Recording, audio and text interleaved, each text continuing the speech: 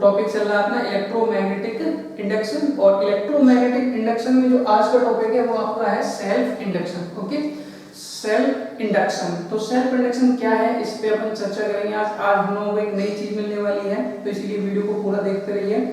और एक सूचना भी है, सूचना ये हम आपको पहले ही बता चुके हैं कि फिजिक्स में इस साल का जो रिजल्ट रहा है हमारे बच्चों का वो 100 आउट ऑफ 100 है, 100 में से 100, 100 में से 100, और आप भी 100 में से 100 ला सकते हो अगर आप हमसे जुड़े रहेंगे। ओके, दूसरी बात ये है, अगर आप हिंदी मीडियम के स्टूडेंट हैं तो एक हमारा दूसरा चैनल है फिजिक्स विद डीएस राजपूत, आप उसको सब्सक्राइब कर सकते हो। और अगर आपको हिंदी मीडियम की केमिस्ट्री पढ़नी है तो आप जीविका केमिस्ट्री क्लासेस से पढ़ सकते हो। ओके, जीविका केमिस्ट्री क्लासेस आप यूट्यूब पे सर्च करके और उसको सब्सक्राइब कर सकते हो। चलिए शुरुआत करते हैं। आज के इस लेक्चर की शुरुआत करने से पहले मैं आपसे रिक्वेस्ट करूंगा, अगर अभी तक आपने मेरा यूट्यूब चैनल सब्सक्राइब नहीं किया है तो please subscribe my YouTube channel and press the bell icon for more updates. Okay, तो सेल्फ इंडक्शन है क्या? तो सेल्फ इंडक्शन हम आपको बताते हैं। सपोज दैट ये कोई कॉइल है, ये दिख रही होगी आपको कॉइल, ठीक है ना, ये कोई कॉइल है और इस कॉइल में जो है ना करंट आई फ्लो कर रहा है। इस कॉइल में करंट कितना फ्लो कर रहा है? आई। और ये जो करंट आई है ना, इसको हम बार बार चेंज कर रहे हैं। बार बार क्या कर रहे हैं? इसको चेंज कर रहे हैं। ध्यान सुनना, कोई कॉइल है और उस कॉइल में करंट कितना फ्लो हो रहा है? आई फ्लो हो रहा है, और उस आई करंट को हम बार बार चेंज कर रहे हैं। उस आई करंट को हम बार बार चेंज कर रहे हैं। तो ऐसा करने से क्या होगा? ऐसा करने से क्या होगा तो हम आपको बता दें, ऐसा करने से जो इसके अंदर जो फ्लक्स है वो चेंज होगा। फ्लक्स क्यों चेंज होगा? फ्लक्स इसलिए चेंज होगा क्योंकि करंट चेंज होगा तो इसके द्वारा जो प्रोड्यूस होगा मैग्नेटिक फील्ड वो चेंज होगा, और अगर मैग्नेटिक फील्ड चेंज होगा तो मैग्नेटिक फ्लक्स भी चेंज होगा। और अगर मैग्नेटिक फ्लक्स चेंज होगा तो इस कॉइल में ईएमएफ इंड्यूस हो जाएगा। क्या इंड्यूस हो जाएगा? ईएमएफ। ईएमएफ जानते हो क्या? Electromotive force. ईएमएफ क्या है?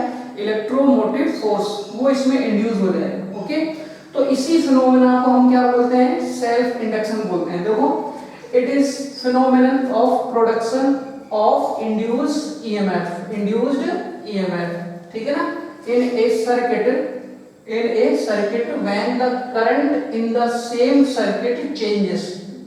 अगर हम किसी भी सर्किट में या किसी भी कॉइल में जो करंट फ्लो हो रहा है उस करंट फ्लो को हम चेंज करें, क्या करें? हम चेंज करें, तो होगा क्या?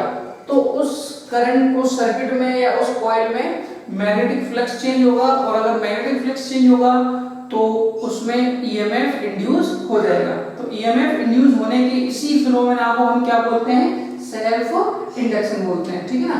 एग्जांपल में रेजिस्टेंस बॉक्स आपने लैब में देखे होंगे, फिजिक्स लैब में अगर आपने देखे हो, लकड़ी के होते हैं रेजिस्टेंस बॉक्स। चौक कॉइल अगर आपने देखी हो, चौक कॉइल उसमें मिल जाएगी आपको। ट्यूबलाइट अगर देखी हो, घरों में लगी होती लंबी सी, उसमें छोटी सी डब्बी लगी होती है ना, उसमें चौक कॉइल मिल जाएगी आपको। और पोस्ट ऑफिस बॉक्स आपको जानते होंगे, ठीक है ना। फिर इसके बाद बात करते हैं coefficient of self induction. Coefficient of self induction, okay, और सेल्फ इंडक्टेंस, और उसको क्या बोलते हैं? Self inductance. ओके, तो वो होता क्या है? तो उसके लिए हम क्या करते हैं, सपोज दैट यहाँ पे एक चीज बताते हैं हम आपको। अब ये भी मैंने क्या दिखाया था आपको, एक कॉइल थी, उस कॉइल में करंट चेंज कर रहे हैं तो फ्लक्स चेंज हो रहा था। क्या चेंज हो रहा था? फ्लक्स। और फ्लक्स को किससे दर्शाते हैं अपन? फाई से। फ्लक्स को किससे दर्शाते हैं? फाई से। फ्लक्स को किससे प्रेजेंट करते हैं? फाई से। अब ये मैग्नेटिक फ्लक्स है तो इसके सफिक्स में हमने बी लिखा। सफिक्स में बी। बी क्यों लिखा? क्योंकि जो बी है ना वो मैग्नेटिक फील्ड को रिप्रेजेंट करता था, और ई जो है ना वो इलेक्ट्रिक फील्ड को रिप्रेजेंट करता था। तो वहां हमने सेकंड चैप्टर में पढ़ाया था आपको इलेक्ट्रिक फ्लक्स, तो उसको रिप्रेजेंट किया था हम लोगों ने फाई सफिक्स ई से। किससे? फाई सफिक्स ई से। और मैग्नेटिक फ्लक्स को किससे रिप्रेजेंट करेंगे? फाई सफिक्स बी से। तो जो कॉइल हम लोगों ने ली थी अभी यहाँ पे, उसमें जो करंट फ्लो किया था, उस करंट को जो हम चेंज कर रहे थे तो उसकी वजह से उस कॉइल में मैग्नेटिक फ्लक्स चेंज हो रहा था। ओके, तो मैग्नेटिक फ्लक्स जो चेंज होगा वो उस कॉइल में जो करंट फ्लो होगा उस करंट के डायरेक्टली प्रोपोर्शनल होगा। उस करंट के कैसा होगा?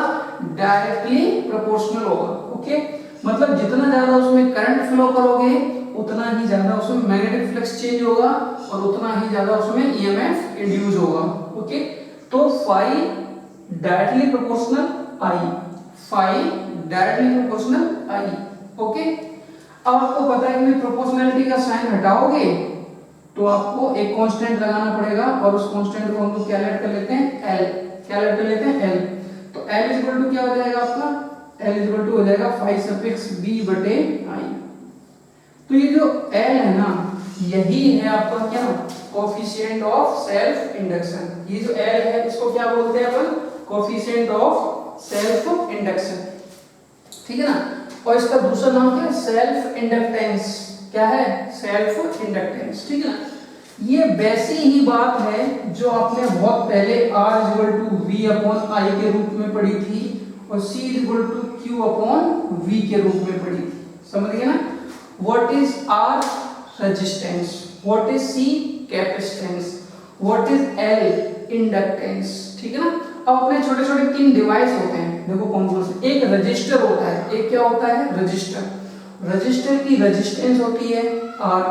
कैपेसिटर जो आपने देखा होगा, कैपेसिटर सुना आपने, घरों में जो पंखों के ऊपर छोटा छोटा गोल गोल लगा होता है, देखा होगा आपने। उस कंडेंसर बोलते हैं उसको, क्या बोलते हैं उसको, कुछ लोग उसको क्या बोलते हैं, कंडेंसर बोलते हैं, उसको कैपेसिटर बोलते हैं फिजिक्स में। फिजिक्स में क्या बोलते हैं उसको, कैपेसिटर बोलते हैं। तो कैपेसिटर की कैपेसिटेंस होती है, कैपेसिटर की क्या होती है, कैपेसिटेंस। ओके, तो C equal to Q upon V, ये दोनों फॉर्मूले कहां से आए, कैसे हैं, हम आपको बता चुके हैं पिछले लेक्चर्स में, इनको देखना।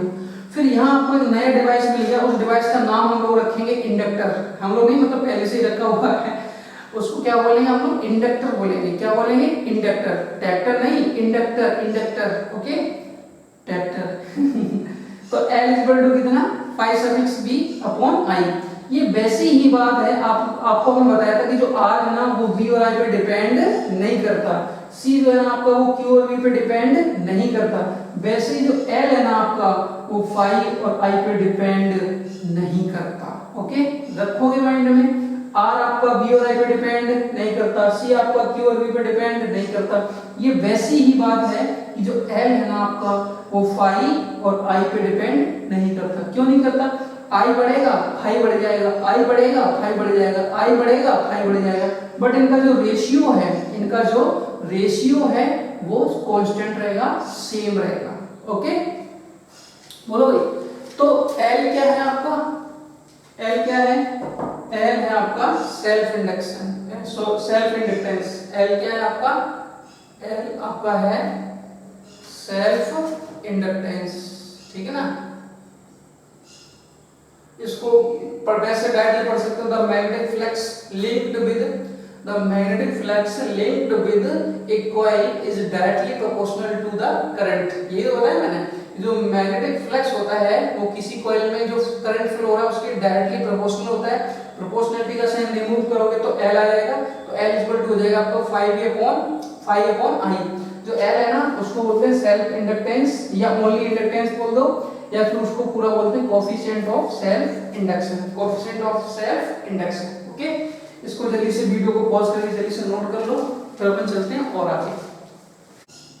अब आगे देखते हैं क्या होगा। देखो अब ये फॉर्मूला हमने आपको बताया, L equal to phi upon I, L equal to phi upon I। Okay, तो I इक्वल टू क्या ले लिया हमने, 1 एम्पियर। मान लो कि I हमने 1 एम्पियर ले लिया, 1 एम्पियर, तो I की प्लेस पे 1 रखोगे तो L इक्वल टू कितना हो जाएगा, 5।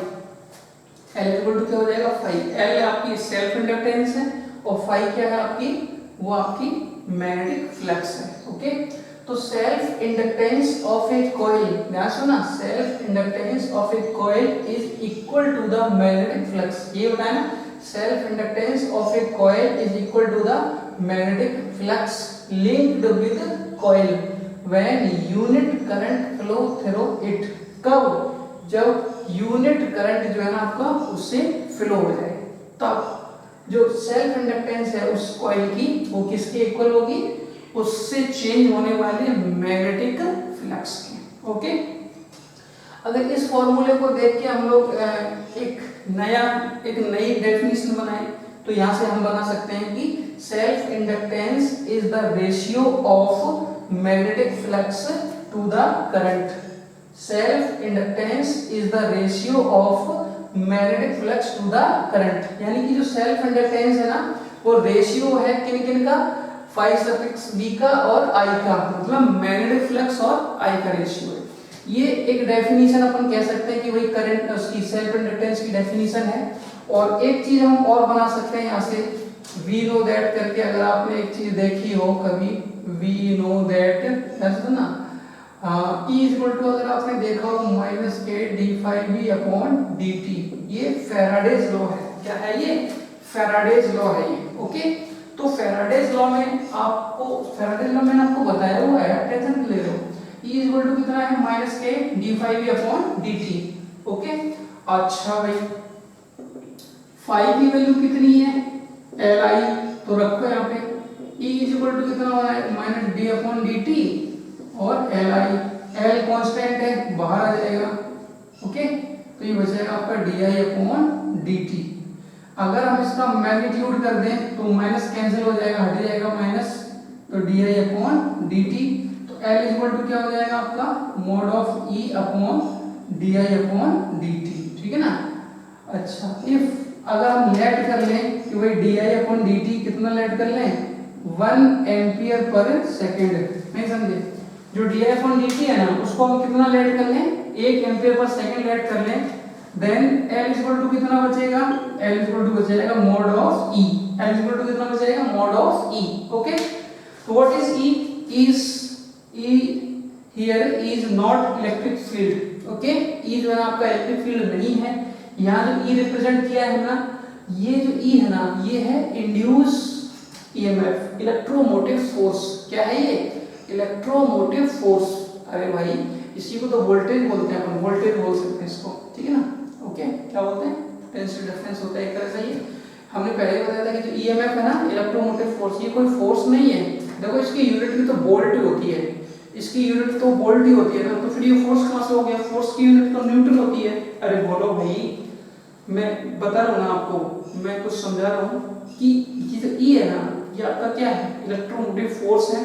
और इलेक्ट्रोमोटिव फोर्स कोई फोर्स नहीं होता, ये पोटेंशियल डिफरेंस होता है। क्या होता है? ये पोटेंशियल डिफरेंस होता है। तो जो कॉइल हम लोगों ने ली है उस कॉइल का जो सेल्फ इंडक्टेंस है ना, तो वो सेल्फ इंडक्टेंस उस कॉइल में जो इंड्यूस ईएमएफ हुआ है उसके इक्वल होगा। कब? जब उसमें करंट, चेंजिंग करंट जो है ना आपका, वो कितना होना चाहिए, 1 ampere per second. Changing current कितना होना चाहिए, 1 एम्पियर पर सेकेंड। उस सिचुएशन में जो L है ना वो E के इक्वल होगा। तो हम यहाँ कह सकते हैं कि इंड्यूस्ड ईएमएफ, दिख रहा है क्या आपको? Induced EMF in the circuit is equal to coefficient of self inductance या self induction when rate of change of current is unit। मतलब करंट की जो चेंज होने की जो रेट है ना वो 1 हो, तो जो उस कॉइल में इंड्यूस्ड ईएमएफ है ना वो किसके इक्वल होगा, उस कॉइल के सेल्फ इंडक्टेंस के इक्वल होगा। ठीक है ना। तो ये दो डेफिनेशन है इसकी, एक ये और एक ये भी बना सकते हो आप, ये भी समझ सकते हो। तो आई थिंक थोड़ा बहुत क्लियर हुआ होगा आपको। तो आप वीडियो को पॉज करके इसको जल्दी से नोट कर लो, फिर अपन इसके बारे में छोटी छोटी सी और बातें अपन पढ़ने वाले हैं, इसको नोट करो जल्दी से। तो आगे की बात करें अपन इसके, इससे रिलेटेड कुछ पॉइंट्स क्लियर करते हैं। और वो पॉइंट्स क्या हैं? It is a scalar quantity. Simple, ये कैसी क्वांटिटी है? स्केलर क्वांटिटी है। जो सेल्फ इंडक्टेंस है वो क्या है? Scalar quantity. ओके, और इट्स ऐसा unit is weber per ampere. Formula क्या लिखा है हमने इसको, L equal to phi upon I. तो फाई क्या था आपका, मैग्नेटिक फ्लक्स, तो फाई की यूनिट होती थी वेबर, और अपॉन में जो करंट है, करंट की यूनिट होती है एम्पियर।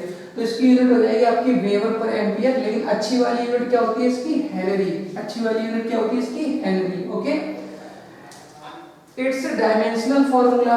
डायमेंशनल फॉर्मूला तो आप इस फॉर्मूले से भी निकाल सकते हो। ठीक है ना, निकाल लोगे कोई दिक्कत नहीं। तो ये होता है, मैं लिख दिया डायरेक्ट, समझ लेना इसको। और जो 1 हेनरी है ना, 1 Henry is a large unit, so inductance is represented in सब यूनिट्स आल्सो। ये जो 1 हेनरी है ना ये बहुत बड़ी यूनिट है, इसीलिए हम इसको milli henry, micro henry, nano henry, ऐसे हम 1 नैनो हेनरी, नैनो हटाओगे तो 10 पे घात -9 लगाओगे। ओके, 1 नैनो हेनरी क्या हो जाएगा, 1 × 10⁻⁹ हेनरी। ऐसे अपन सब यूनिट्स में इसको रिप्रेजेंट कर सकते हैं। ओके, और ये जो L है ना, हमने क्या बताया था तुम्हें, ये जो L है वो फाई और आई पे डिपेंड नहीं करता है, तो फिर ये किस पे डिपेंड करता है, ये जो L है वो किस पे डिपेंड करता है। ओके, किस पे डिपेंड करता है, पास समझ रहे ना। तो समझो, जैसे हमने अभी कॉइल बनाई थी ये ऐसे, तो ये जो नंबर ऑफ टर्न्स है ना, देखो self inductance dependence on following factors. सबसे पहला number of turns in the coil, इस कॉइल में कितने नंबर ऑफ टर्न्स हैं, तो जितने ज्यादा नंबर ऑफ टर्न्स होंगे L उतना ज्यादा होगा। सेकंड आपका लेंथ ऑफ द कॉइल, इस कॉइल की लेंथ पे, एरिया ऑफ द कॉइल, इसका क्रॉस सेक्शनल एरिया, और मीडियम। मीडियम मतलब ये होता है कि ये जो कॉइल रखी कहाँ है, स्पेस में रखी, एयर में रखी है, या फिर किसी अदर मीडियम में रखी है, वाटर में रखी है, कहाँ रखी है। तो जो L है ना वो उसके मीडियम पे भी डिपेंड करता है। तो ये इसका जो बेसिक लेक्चर था वो था सेल्फ इंडक्टेंस का, ठीक है ना। फिर इसके बाद हम बात करेंगे, कुछ कॉइल्स लेंगे, कुछ जानी पहचानी कॉइल्स लेंगे, उनकी सेल्फ इंडक्टेंस कितनी होती है उस पर अपन चर्चा करेंगे। और फिर इसके बाद आई थिंक कुछ और ज्यादा बचना नहीं इस चैप्टर में, फिर अपन बात करेंगे 10 के चैप्टर में। ओके, एक दो डेरिवेशन है अच्छे लेवल के, वो बचे हैं, उनको यहाँ करवाना है, क्योंकि राजस्थान बोर्ड में वो डेरिवेशन है। और अभी राजस्थान बोर्ड का इंग्लिश मीडियम या हिंदी मीडियम या यूपी बोर्ड का अभी कोई नोटिफिकेशन नहीं आया, लेकिन हाँ इतना श्योर है कि सीबीएसई बोर्ड वालों ने 30% सिलेबस कम कर दिया है, तो अपना भी 30% सिलेबस कम होगा। ओके, तो आई थिंक आपको ये वीडियो समझ में आया होगा। इसको वीडियो को पॉज करके इसको नोट कर लो जल्दी से। मिलते हैं अगले वीडियो में, तब तक के लिए धन्यवाद।